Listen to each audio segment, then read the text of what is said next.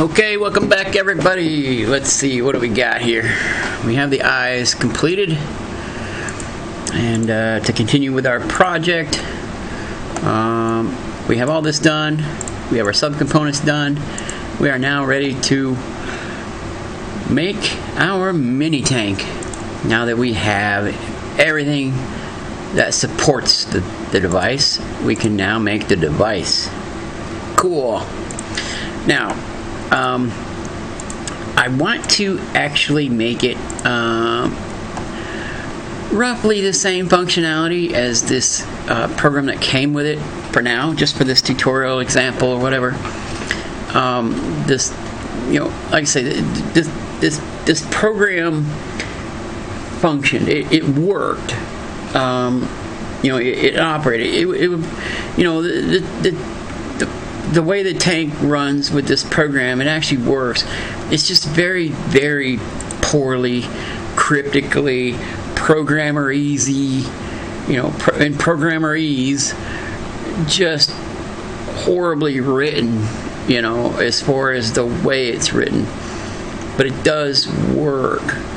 So what I'll do is I'll make it, for this example, I'll make my mini tank have the same abilities with the same functionality for now, just so that it ends up operating the same afterwards, but in the style that of course we've been programming all along.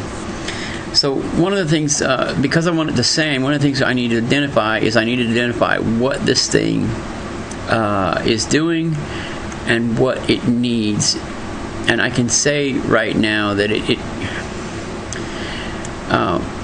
it's got a stop command in here. We need a stop command as far as what we need for ours.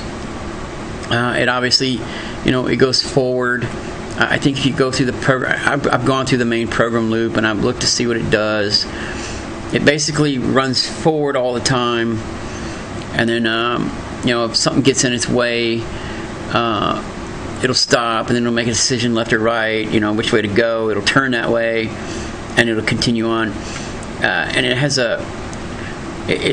two, roughly, it'll back up two different ways. Like something gets in front of it, it'll back up, like right here. Something gets in front of it really close, it'll back up a tiny bit. But if it sees that it has to go backwards because it can't make a decision, it does this BGO, and this BGO means backup.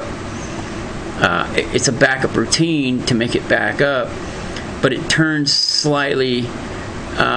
It turns slightly to the left whenever it chooses to back up versus something getting in front of it. So basically, this is what I've gathered it does. Okay, by digging through this program. Basically, it just runs forward all the time. It just nonstop. It just runs forward. And of course, let me see if I can put this in the view of the camera here. If something comes up on it, it starts to come up on something. As it comes up on something, if it sees that it's like 25 centimeters or less, as it comes up and it gets to roughly 25 centimeters or so, it'll stop, and then it'll look left, it'll look right, and whichever way has the greatest distance to the nearest collision point, whichever way has the most open path, it'll then spin around, it'll rotate that way, and then look forward, and then go that way.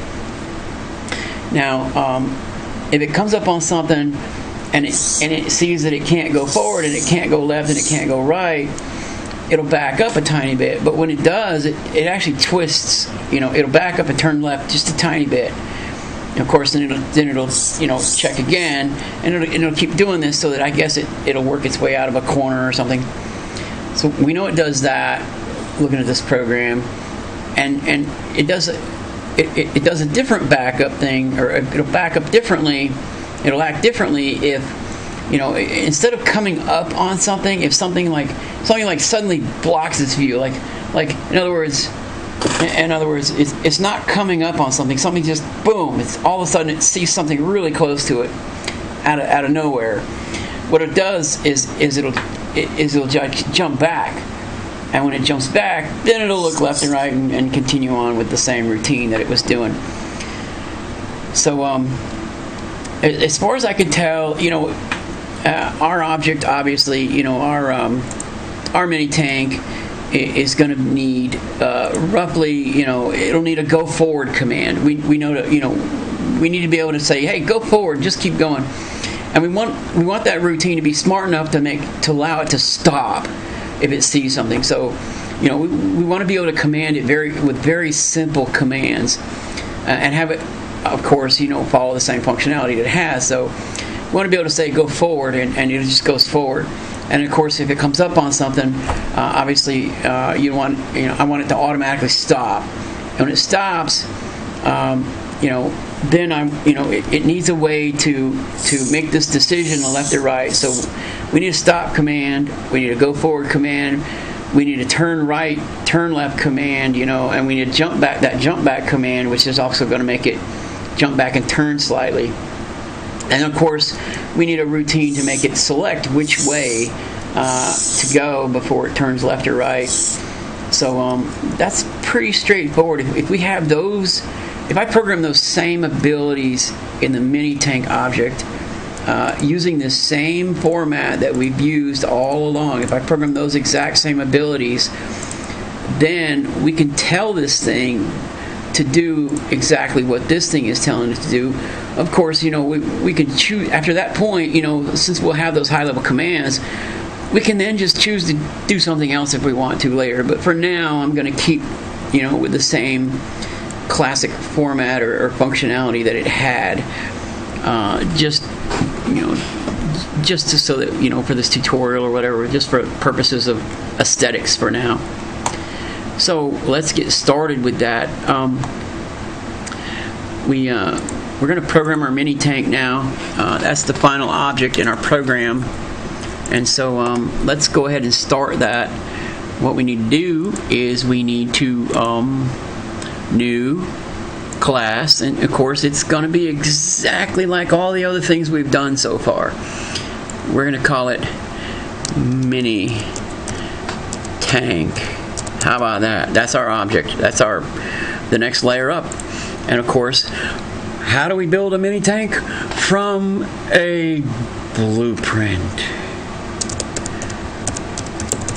We have a blueprint, so we can define and draw and clearly say what is this, how to make this mini tank.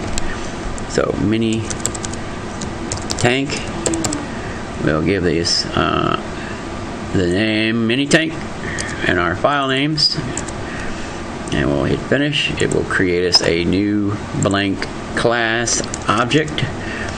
Of course, we have a blueprint, and we're starting to repeat ourselves pretty well here, so maybe this makes sense by now. Private area, in our blueprint, public area, in our blueprint.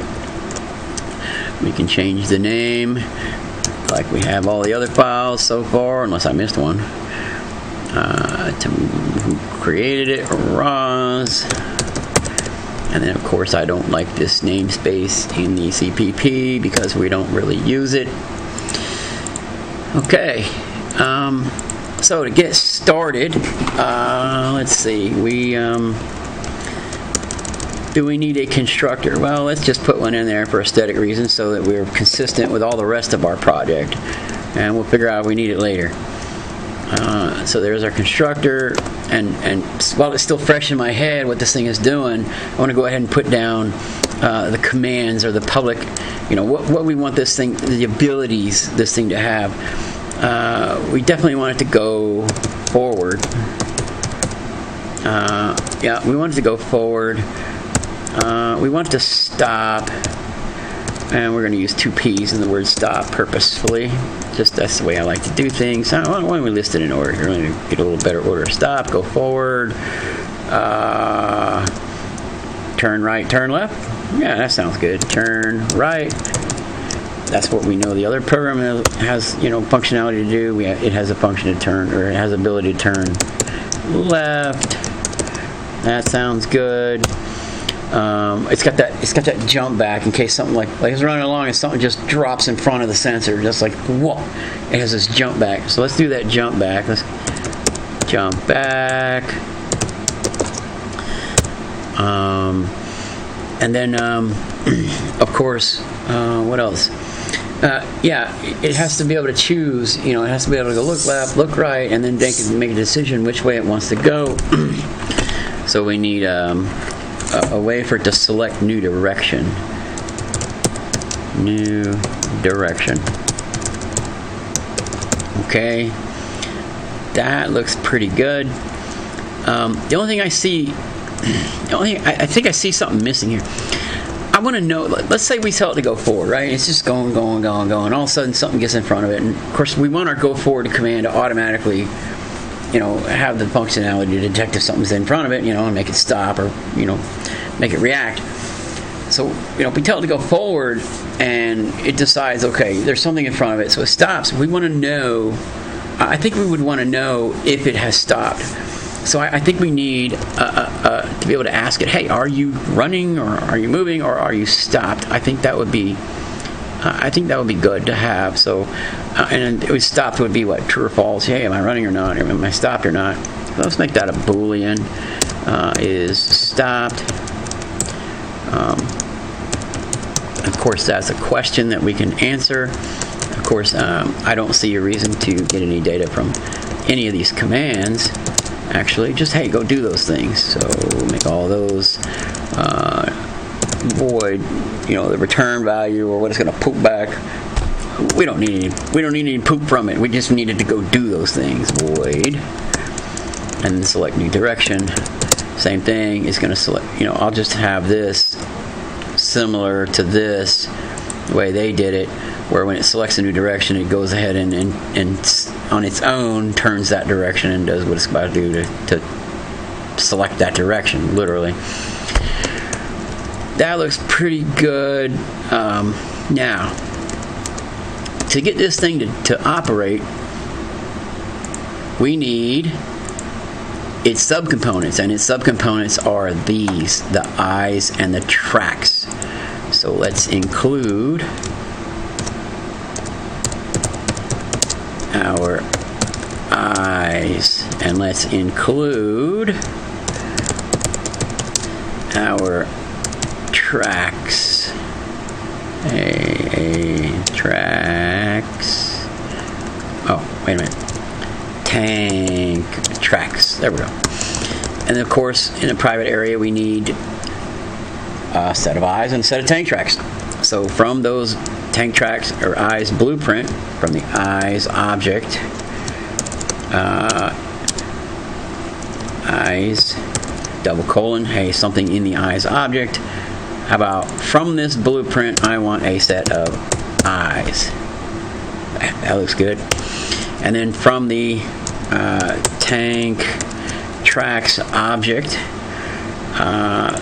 building upon its blueprint, we want a set of tank tracks. That looks good to me. So now we have a set of eyes and a set of tank tracks. Yeah.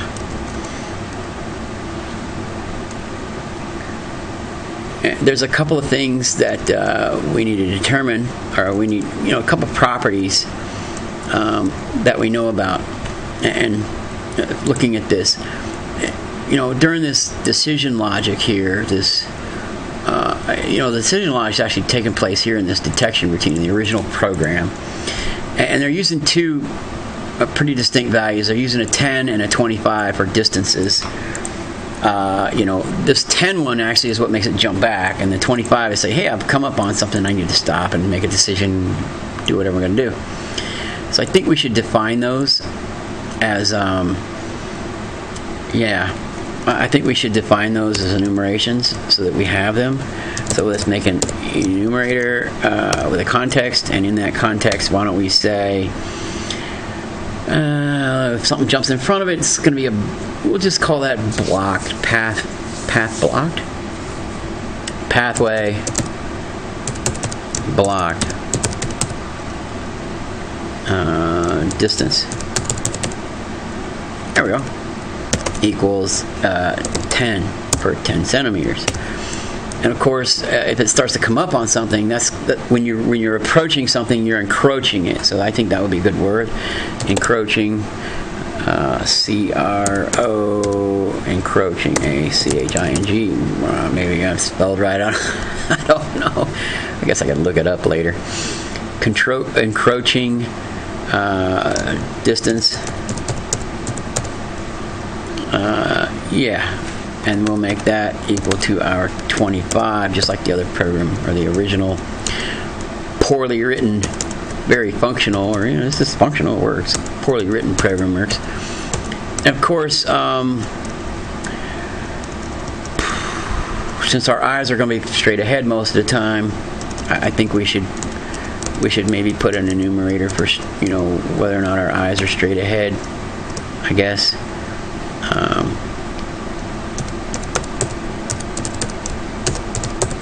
Straight ahead. Maybe set that to 0, because we know that when the eyes look 0 degrees, when we tell our eyes to check at the 0 degree point, that's straight ahead. Yeah. I think I can't think of anything else.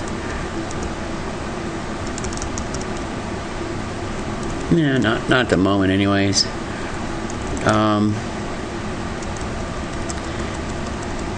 Yeah. Is stopped. Yeah, I think we're alright. Now, if we're going forward and we end up stopping, something gets in its way, we need to be able to track that. I think that may be what we need to. We need to be able to track if it has stopped or not internally. So I think what I'm going to do is I'm going to create an internal Boolean, a private Boolean, and make it m_ for private. And we'll call it is moving.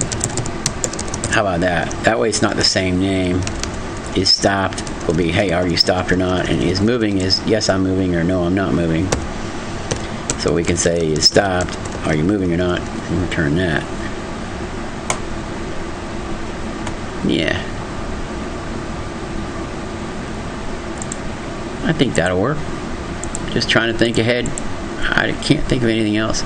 Let's implement all that and have it build all the references so that we can say, hey, here's how you do all of those things. And then, of course, it got a little out of order, looks like here. Put that in there. Yeah.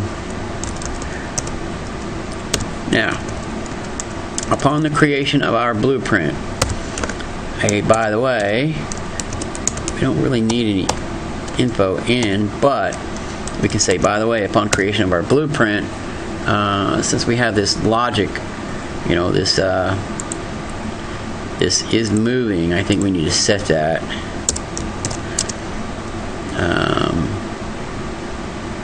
Go ahead and save everything.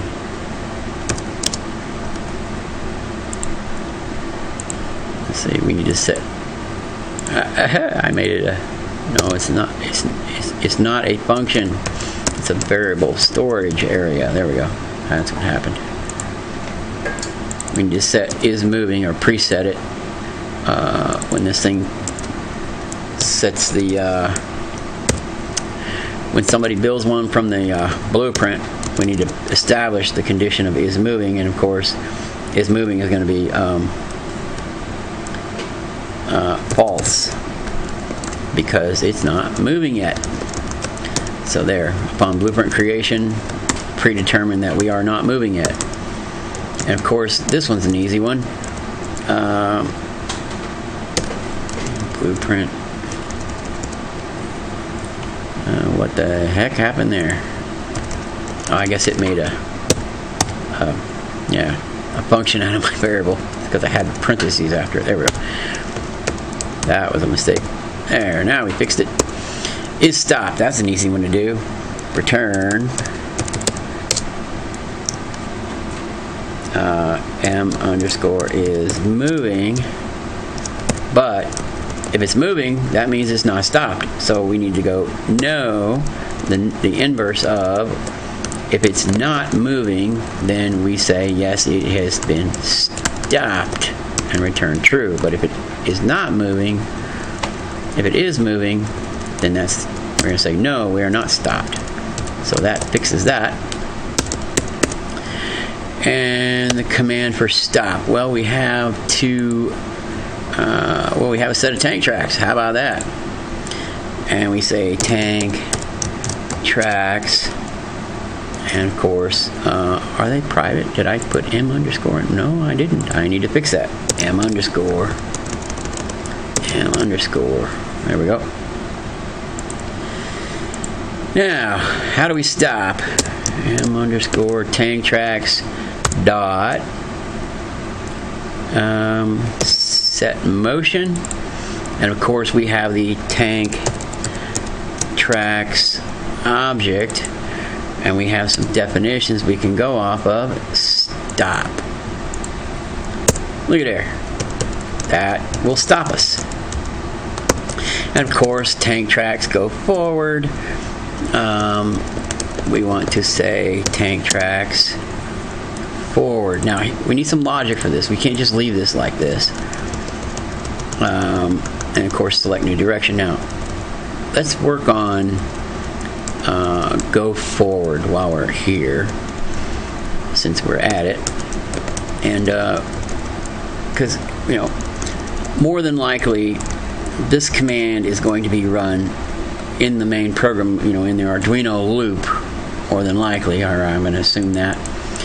So if it loops over and over and over, basically it's going to keep saying go forward, go forward, go forward. So in here we need to determine whether or not we can go forward or not. So what we can do, and let me get my drink here and take me a drink and think about this for a minute. Alright, I think I figured it out. I didn't have to take that much of a break. Alright. So we're telling our tracks to go forward. And after we do that command, the next prudent thing to do is to set is moving equals true. Because if our tracks are moving forward, we are moving. So that's obvious. Now, we need to, before we can say, hey, go forward,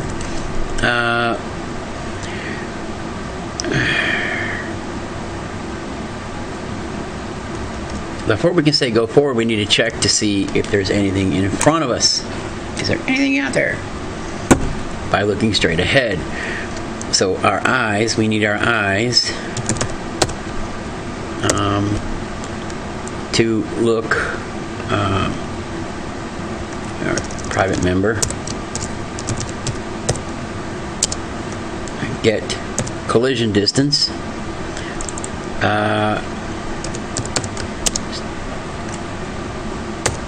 straight ahead. Of course, we need a way to store that information and do some math or do some evaluation of it. So why don't we say it's going to be an 8-bit value, 0 to 55 centimeters. Because if we hold our mouse over it, it'll tell us that too. Well, after we, right here, if we hold the mouse over it, we can actually see, oh, it's an 8-bit INT. int 8 eyes : blueprint, yeah, unsigned 8-bit 8t data type, and we'll say distance ahead equals get collision distance from the eyes looking straight ahead. And then we can say if, the biggest word, the dictionary, if distance ahead is less than or equal to, let's see, if they're coming up on something that's encroaching distance, then what context do I want to apply? And of course,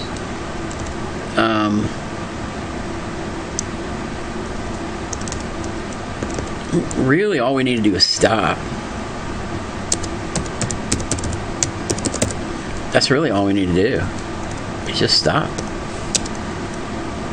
Just, perform a stop action. Yeah. If you're going forward and the distance is less than that, then stop. That sounds good to me. Otherwise, else, if something suddenly blocks my path, I need to do something, don't I? Something blocks the path is less than or equal to, what did we call that? Blocked, or pathway blocked.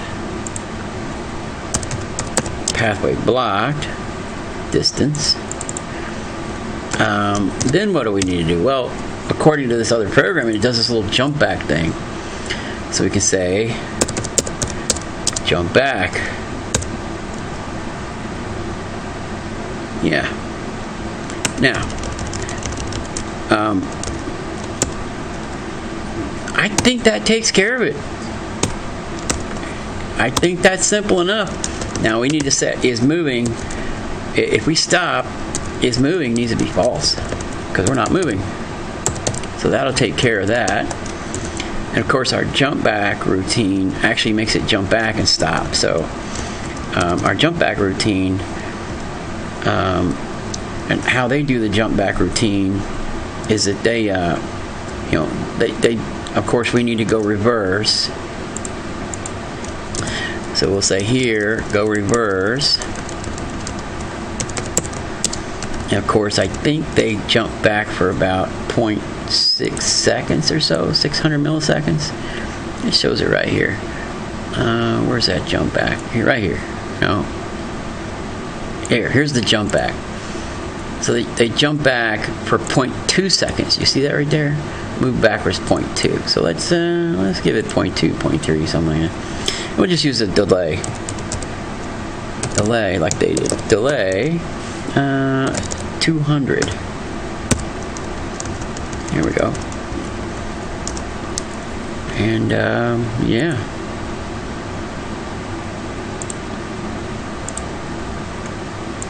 And then, of course, they also have in the jump back feature. No, that's just the jump back. Okay.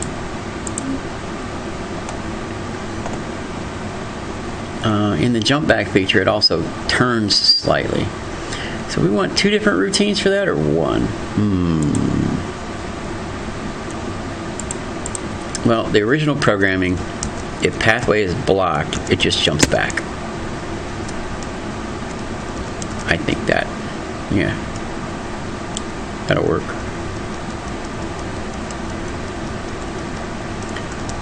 So that works, because we don't need it to turn slightly if it just jumps back, because the original programming doesn't make it turn slightly.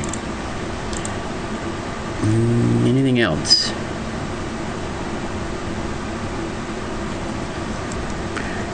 Okay, so either if we're in a crouching distance, we need to keep stopped. If something blocks our path, we need to jump back.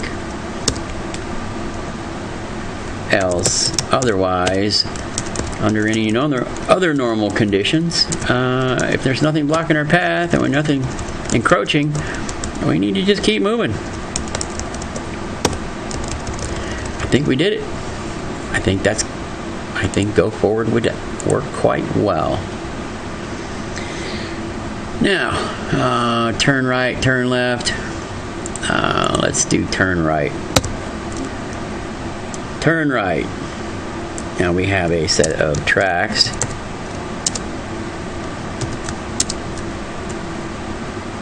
Tank tracks, actually. Tank tracks. Dot. Set motion. What kind of motion? Tank tracks. Rotate right. What do you think? Turn right? Yeah, rotate right. And then of course, they have in this goofy program, they're going delay. Now, where is it at? Right, and then delaying 600. Left and delaying 600. Now, I know I'm going to correct this a little bit. I could do 600 like they do, but the original program, when I put it in, it wouldn't turn right. It actually almost turned all the way around. So this is a little bit too long of a delay, at least for my robot. I don't know. Maybe other ones might be different, but I found out it was about actually half of that to get us to go right or left. So let's put, let's do the same thing. We're going to just do our a little bit of a delay there after we tell the motor to move. So we will say delay instead of 600, we'll do 300. And of course, after we make this motion, we have to tell it to stop. Here we go. And of course, turn left is going to be the same thing, but we're going to rotate left.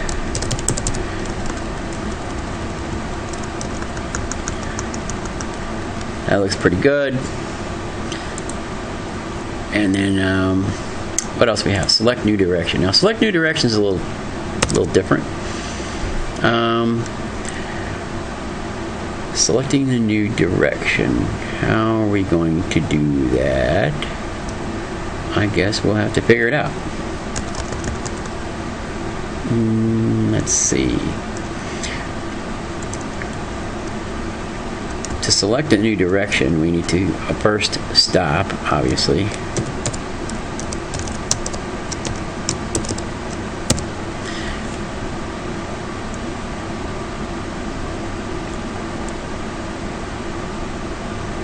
And then we need to look left and look right. We need to check the, check to the far left, check to the far right, because that's what this thing does. It looks to the far right, far left, and checks it. So next thing we need to do is we need to probably store those values. So why don't we say far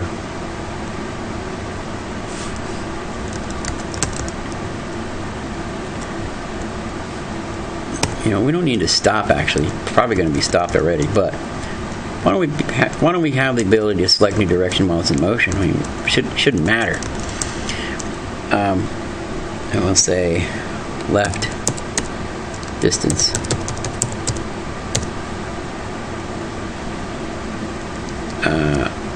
ahead, equals, and then we will say, just like we do up here, get collision distance, and then instead of distance ahead, we can say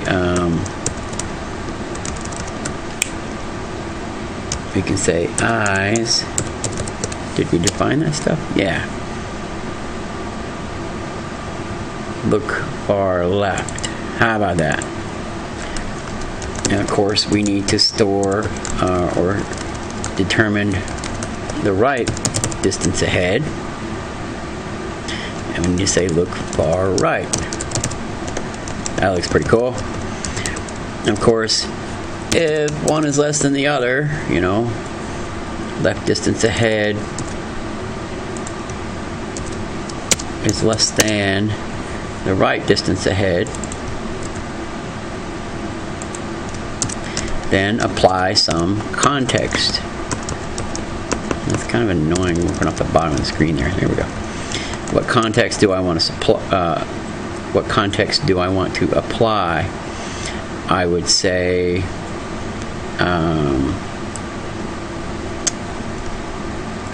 left distance is shorter than right distance, which means our right distance is the way we want to go.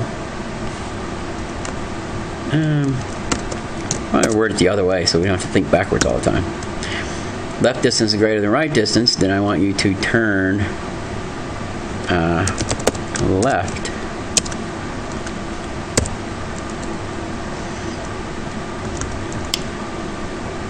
Else, if our right distance is greater than our left distance,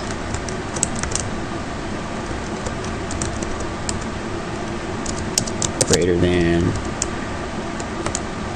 our left distance. Apply what context? Apply some code. We want to turn right. Else, those distances are equal. If those distances are equal,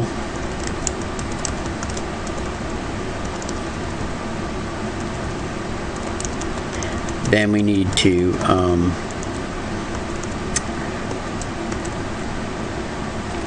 do the same thing that this one does. And I think this one, if the distances are equal, that's when it boxes itself into a corner. So what it does is does this BGO thing. So it backs up. It backs up and then turns slightly. So we'll do the same thing, except instead of calling the jump back routine, can we call it? Yeah, I guess we could do the jump back routine and then turn slightly.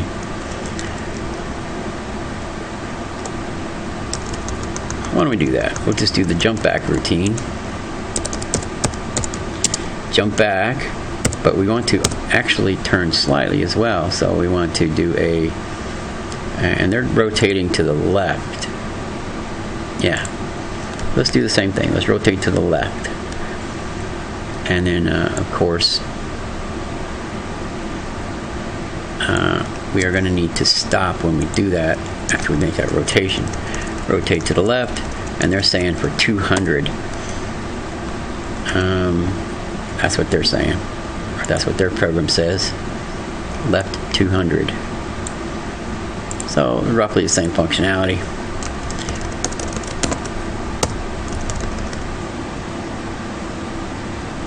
Okay, I think that pretty much solves that, gets that going.